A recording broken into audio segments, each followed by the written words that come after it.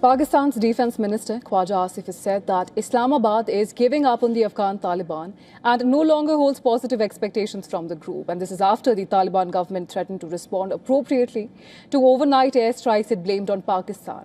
It's a claim that Islamabad has denied. Now, speaking to a Pakistani TV channel, Khawaja Asif referred to the Afghan Taliban as a ragtag group with no code of conduct. He dismissed their threats as empty words, asserting that there was no need to take them seriously or place any trust in them. Now, in response to a question about whether Pakistan was denying responsibility for airstrikes or civilian casualties, the minister denied both the allegations and claimed that Pakistani military does not target civilians. He stressed that the military is governed by a strict code of conduct, unlike the Taliban, who he argued lacks both discipline and values.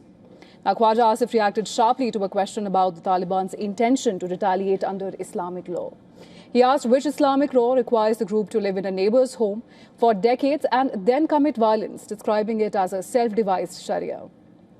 The defense minister asserted that Pakistan had consistently pursued cordial relations with the Afghan Taliban, mentioning that he personally welcomed the group after it retook Kabul and made frequent visits to Afghanistan. However, he said that these efforts yielded no result or change in the Taliban's behavior. On Tuesday, Taliban spokesman Zabiullah Mujahid accused Pakistani forces of carrying out an air raid in Khost province that resulted in the death of 9 children and a woman. Pakistan's ties with Afghanistan have soured recently over cross-border terrorism linked to the Tehreek-e-Taliban Pakistan or TTP. The two sides held 3 rounds of talks in October and November after border clashes. The talks, however, ended without progress, prompting Defence Minister Khawaja Asif to declare them over. Afterwards, the Afghan Taliban suspended trade ties with Pakistan.